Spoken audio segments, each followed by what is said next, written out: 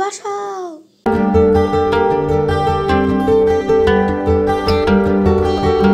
মা, কোথায় তুমি? ও, খেতে হবে না? হ্যাঁ। নমস্কার সবাইকে, আমি হাজির হয়ে গেছি আমার এক গুচ্ছ স্বপ্ন পূরণের স্বপ্ন নিয়ে তোমাদের সাথে। তোমরা সবাই কেমন আছো? আশা করছি ভালো আছো।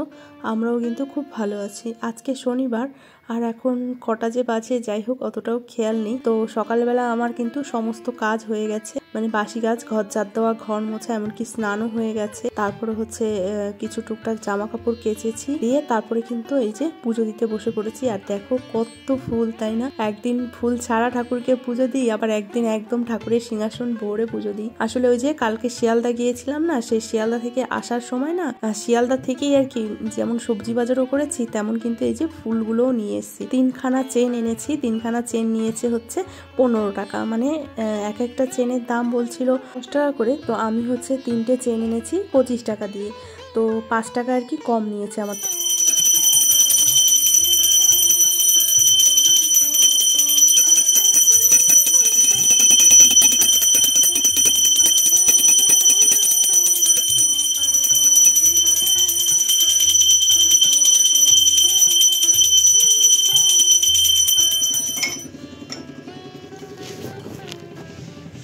পুজো টুজো দিয়ে চলে এসেছি রান্নাঘরে। আসলে সকাল থেকে অনেকটা কাজ করা হয়ে গেছে, তো কাজ করতে করতে এত পরিমাণে খিদে পেয়ে গেছে, তো রান্না করব তার আগে ভাবলাম যে চা করে চা খেয়ে নিই। তো দেখো চায়ের কাপটা একদম টইটুম্বুর হয়ে ভরে গেছে। আসলে সোনার আর আমার দুজনের জন্যই বানিয়েছিলাম, তারপরে সোনা বললো খাবো না, তো চা আবার কিছুটা রয়ে গেল, আর আমার কাপটা একদম ভর্তি করে নিয়েছি। সোনা খাবে না, কারণ কালকে রাতে যে মাংস করেছিলাম তো অনেকটাই মাংস ছিল, তো সেটা বেশি হয়ে গেছে, আর রেখেও দিয়েছিলাম বেশি, কারণ অতটা মাংস তো আর খেতে পারবো না। তো সেই জন্য মাংস দিয়ে ওই যে ভাত খাবে, একটু ভাতও রেখে দিয়েছিলাম। আর রাত্রে যেহেতু স্যালাড কেটেছিলাম, মানে পেঁয়াজ কেটেছিলাম, সেটাও রয়ে গেছে, তো সুন্দর করে আমি গুছিয়ে রেখে দিয়েছিলাম। তো সেই জন্য ও আর চা খেলো না, ও কিন্তু ভাতই খেয়েছে। আর আজকে যেহেতু শনিবার, সেই জন্য হচ্ছে নিরামিষ রান্নাবান্না হবে। আর নিরামিষ রান্না হলে না আমার ঠিক মানে ওই যে রোজকার মতোই বলি যে নিরামিষ রান্না হলে আমি বুঝতে পারি না যে কি রান্না করব, কি দিয়ে খেলে ভাল লাগে। তো প্রথমে ভাবলাম যে যাই আজকে একটু মুগের ডাল করি, শিম দিয়ে আর মূলো দিয়ে। আর এই শিমগুলো না কালকে শিয়ালদা থেকে এনেছি, তোমাদের তো দেখিয়েছিলাম। এই শিমগুলো কিন্তু মানে আমাদের এই সমস্ত লোকাল বাজারে পাওয়া যায় না। এই শিমগুলো এই শিয়ালদার ওদিকটায় পাওয়া যায়, মানে পাওয়া যায় না বললে ভুল হবে, মানে খুব কম পাওয়া যায় আর কি। এই শিমগুলো হচ্ছে দেশি শিম। এই শিমগুলো খেতে কিন্তু ভীষণ ভালো লাগে। আর এখন যেমন হাইব্রিডের শিমগুলো যে বড় বড় লম্বা লম্বা, ওগুলো খেতে কিন্তু একদমই ভালো লাগে না। তো যাই হোক, মুগের ডালটা কিন্তু আমি হচ্ছে শিম আর মূলো দিয়েই করব। তো ডাল সেদ্ধ হয়ে গেছে, এখন কিন্তু এই যে ডাল ফোড়ন দিয়ে দেবো। আর ডালে কিন্তু ফোড়নে ওই যে আদা গ্রেট করে দিয়েছি, আর জিরে আর হচ্ছে শুকনো লঙ্কা ফোড়নে দিয়েছি। ডালটা আজকে খেতে যা দারুণ হয়েছে না, এর মধ্যে একটু ধনেপাতা দিতে পারতাম, দিতে চেয়েও ছিলাম, কিন্তু ধনেপাতা দিলে আবার সোনা খেতে চায় না। কি বলতো, ছেলেটা ধনেপাতা মানে তরকারিতে দিলে খাবে না, তারপরে মানে কোনো কিছুতে দিলে খাবে না। আবার ধনেপাতাটা যদি আমি বেটে কিছু রান্না করি বা হচ্ছে ধনেপাতার চপ বা পকোড়া করি, সেগুলো কিন্তু দিব্যি খেয়ে নিচ্ছে। ধনেপাতার পকোড়াটা খেয়ে নিচ্ছে দিব্যি, কিন্তু ওর ডাল তরকারিতে ধনেপাতা দিলেই নাকি ওর ভাল লাগে না। তো যাই হোক, ডালের মধ্যে কিন্তু আমি একটু চিনিও দিয়ে দিয়েছি, আর হচ্ছে একটু ওই যে জিরের গুঁড়ো, আর বেশি নেই যদিও বা অল্পই রয়েছে, মা ওটা বানিয়ে দিয়েছিল সেই কবে বলো তো, সেই যে জামাই ষষ্ঠীর সময় গেছিলাম তখন মনে হয়। যাই হোক, আমার অতটাও খেয়াল নেই, অনেকটাই করে দিয়েছিল। তো প্রায় শেষের কাছাকাছি। ওই ভাজা জিরের গুঁড়োটা দিলে না বেশ তরকারিটার না খুব টেস্ট হয়, মানে ডাল বলো বা যে কোনো তরকারিতে দিলে খুব ভালো লাগে। তো আমি না ওরকমভাবে আমার ভাবি বানাবো ওরকমভাবে, কিন্তু আমারটা না সেই মনে হয় কি মায়ের মতো হবে না, সেই জন্য আমি আর বানাই না। দেখি এরপরে আবার যবে যাব তবে আবার কতটা নিয়ে আসবো। আর বেশি দিন রেখে দিলে না আবার গন্ধটাও চলে যায়। তো যাই হোক, ডাল কিন্তু ওইদিকে আমার ফুটছে, আর এদিকে কিন্তু আমি হচ্ছে আলু কেটে নিয়েছি আর সয়াবিন রান্না করব। ওই যে বললাম নিরামিষ রান্না, তো নিরামিষের দিন হলে আমি বুঝতে পারি না কি রান্না করলে ভাল লাগবে, কি খেলে ভাল লাগবে। তো ডাল তো হয়ে গেছে, এবার হচ্ছে করে নেবো একটু সয়াবিন। আর আলুগুলো কিন্তু আমি ছোট ছোট করেছি। আর সয়াবিনটা না ওই যে নিউট্রেলার যে ছোট দানা সয়াবিনটা, ওইটাই বেশি ভাল লাগে আমার খেতে। আর সয়াবিনটা না আমার আমিষের থেকে নিরামিষই ভাল লাগে। তো সয়াবিনটা আজকে ভাবলাম একটু রসিয়ে কষিয়ে করি, যদিও সয়াবিন চন্দন একদম খেতে চায় না। তো প্রথমে ভেবেছিলাম যে নিরামিষ তরকারি করবো, তারপর সোনা বললো না সয়াবিনের তরকারি করো, অনেক দিন সয়াবিন খাওয়া হয় না, সত্যি গো অনেক দিনই সয়াবিন খাওয়া হয় না। তো সেই জন্য সয়াবিন করবো, আর সয়াবিন আর আলুটা ভেজে নিয়ে তারপরে কিন্তু আমি ওই যে গোটা গরম মশলা, গোটা জিরে, একটু শুকনো লঙ্কা ফোড়ন দিলাম, ফোড়ন দিয়ে আর আজকে দেখো সয়াবিনটা হচ্ছে আমি কিন্তু ধনিয়া সয়াবিন করছি, মানে ধনে পাতা বেটে ধনিয়া চিকেন করেছি, কিন্তু ধনিয়া সয়াবিন কোনোদিন করিনি। তো নিরামিষই রান্না হবে। বললাম না যে সোনা ধনে পাতা খেতে চায় না, তো সেই জন্য ধনে পাতা খাওয়ানোর টেকনিক তো বের করতে হবে, সেই জন্যই কিন্তু এই আমার হচ্ছে ব্যবস্থা যে ধনে পাতা বেটে তরকারিটা করলে ও কিন্তু দিব্যি খেয়ে নেবে। আর এত ধনে পাতা এনেছে না, আমি অত ধনে পাতা কী করবো বলো তো, তাও তো জলে ভেজানো কাপড় দিয়ে, মানে ভেজা কাপড় দিয়ে বেশ সুন্দর করে মুড়িয়ে ফ্রিজে রেখে দিয়েছি। তো টাটকা রয়েছে এখনো পর্যন্ত, জানি না কতদিন থাকবে, অনেকটা এনেছে, তো সেই জন্য বেশি করে কিন্তু আমি ধনে পাতা দিয়েছি তরকারিতে।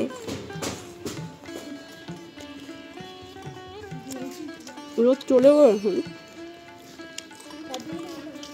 তরকারি ঝোল ফুটতে দিয়ে দৌড়ে চলে এসেছি ছাদে, কারণ হচ্ছে বালিশ আর হচ্ছে কম্বলটা রোদে দিয়েছিলাম। কি বলতো, এই যে রোদ কড়া রোদ থাকতে থাকতে যদি বালিশ কম্বল না নিয়ে যাই না, তাহলে না আবার সেই কেমন যেন একটা ন্যাতে ভাব হয়ে যাবে, সেই জন্যই কিন্তু দৌড়ে গিয়ে আগে বালিশ আর কম্বলটা নিয়ে আসলাম।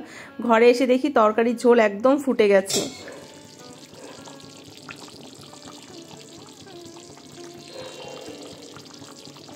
তরকারি ফুটে গেছে, তো আমি এসে ঘি গরম মশলা দিয়ে নামিয়ে নিয়েছি।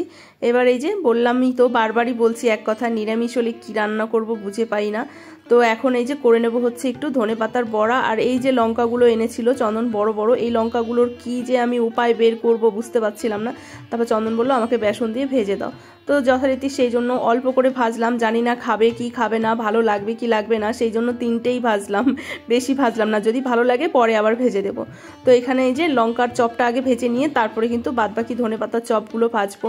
তো বেসন আবার বেশি করে দিলে চন্দন খেতে চায় না, মোটা করে যদি বেসনের পুর হয়ে যায় বলে কি ভাল লাগে না, হ্যাঁ একদম পাতলা করে পুর দেবে তাহলে খেতে ভালো লাগে। আবার সোনা আবার বেসনের পুরটাই ভালো খায়, মানে বাবা ছেলে দুইজন হচ্ছে দুই রকমের, একজন খাবে মানে বেশি পুর দেওয়া, আবার আরেকজন খাবে একদম পাতলা পুর দেওয়া।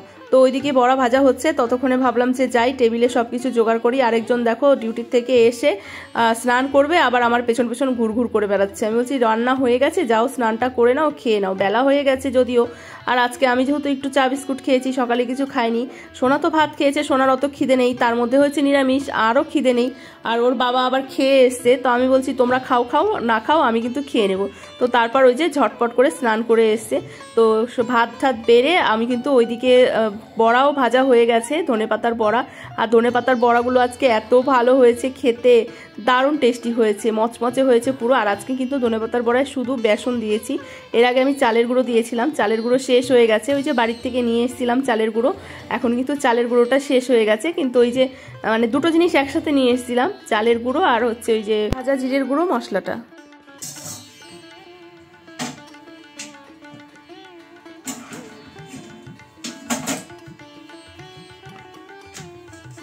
শুভ সন্ধ্যা বন্ধুরা, যদিও এখন সন্ধ্যা না, ওই 8টা সাড়ে 8টা মতো বাজে। তো আবারও কিন্তু চলে এসেছি রাতের এই যে খাবার দাবার নিয়ে। আমাদের সন্ধ্যাবেলা চা খাওয়া হয়েছে। এখন না এই যে শীত পড়তে না একটু চাটা খেলে না বেশ শরীরে আরাম লাগে। আর এখন কিন্তু বেশ 2-3 দিন ধরে ভালোই ঠান্ডা পড়ছে, যদিও ঘরের মধ্যে সেরকম বোঝা যায় না, তারপরেও কিন্তু আমি হালকা একটা গায়ে চাদর দিই, কারণ না দিলে না আবার হচ্ছে গলা ব্যথা হয়ে যায় আমার, মানে ভোরবেলার দিকে বুঝতে পারি যে হালকা হালকা গলা ব্যথা করে, মানে এদিকে গায়ে কিছু দিলে গরম লাগে, আবার হচ্ছে গায়ে কিছু না দিলে ঠান্ডা লাগে।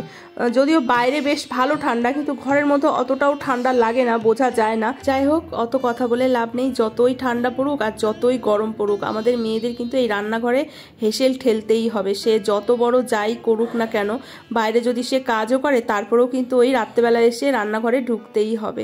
আমার যদিও রান্না করতে কষ্ট নেই, তারপরেও কি বলতো, এই যে রুটিটা করতে আমার একদম ভালো লাগে না। আমার মনে হয় কি আমি মানে 10-12 জনের মানে 10 রকমের ভাত তরকারি করে দেবো, তাতেও আমার কোনো অসুবিধা নেই, কিন্তু এই রুটিটা করতে গেলে আমার গায়ে জ্বালা ধরে যায়, কেন আমি বুঝতে পারি না। রুটি খেতেও আমার ভাল লাগে না, আর বানাতেও ভাল লাগে না। তারপরেও ওই যে করতে হয়, সংসার এর নাম, বুঝতে পারলে? সংসারের মানে জ্বালায় সব কিছুই করতে হয়, সংসারের জ্বালায় সব কিছু খেতে হয়, কথাতেই তো আছে তাই না? আমরা নারী, আমরা সব পারি। কেন কথাগুলো বলছি জানো? আসলে এই যে রুটিটা বানাচ্ছি আর আমার ভাবছি যে একটা সময় আমি রুটি খাওয়া তো কোন দূরের কথা, মানে এই যে আটার গন্ধটা আমি সহ্য করতে পারতাম না, বিশ্বাস করো। মানে আটা যদি আমার মা মাখতো না, মানে সেই গন্ধেই আমার কেমন যেন একটা গা গুলিয়ে আসতো। আর সেই মেয়ে এখন আমি রুটি খাই, কি করব বলো? সব কিছুই মানিয়ে গুছিয়ে নিতে হয় আমাদের মেয়েদের। ওই যে মেয়েরা হচ্ছে কীরকম বলো তো, মানে সেই জলের মতো, যেই পাত্রে দেবে সেই পাত্রেরই কিন্তু আকার ধারণ করবে। চলো, অনেক কিন্তু জ্ঞান দিয়ে ফেলেছি, আর জ্ঞান দেওয়া চলবে না। এখন কিন্তু গরম গরম এই যে সয়াবিনের তরকারি আর রুটি খাবো। আর এই দেখো, আমি পাগলের মতো রাত্রেবেলা চা বানিয়ে নিয়েছি। সোনা বলছে, ও মা তুমি কি পাগল হয়ে গেছো? রাত্রেবেলা এখন আবার চা কেউ খায়? সন্ধ্যাবেলা কিন্তু একবার চা খেয়েছি, তারপর আমার মনে হলো কি ইস, চা দিয়ে একটু রুটিটা খাই। ওই যে রুটি খেতে ভাল লাগে না, কোনভাবে ভাল লাগবে সেই চেষ্টা করি। তার মধ্যে তো নিরামিষ, একটু মাছ মানে মাছ বা মাংস হলে তারপরেও যদি খেতে পারতাম, কিন্তু নিরামিষ, সেই জন্যই কিন্তু একটু চা বানিয়ে নিয়েছি। তো চলো আমরা এখন খাওয়া দাওয়া করি। আর আজকের ভিডিওটা তোমাদের কেমন লাগলো অবশ্যই কিন্তু কমেন্ট করে জানাতে ভুলো না। আর যদি নতুন বন্ধু হয়ে থাকো তাহলে কিন্তু চ্যানেলটিকে সাবস্ক্রাইব করে দিও। ফিরে আসছি নতুন একটি ভিডিওর সাথে, ততক্ষণে তোমরা সবাই ভালো থেকো, সুস্থ থেকো, সাবধানে থেকো। Tata, good night.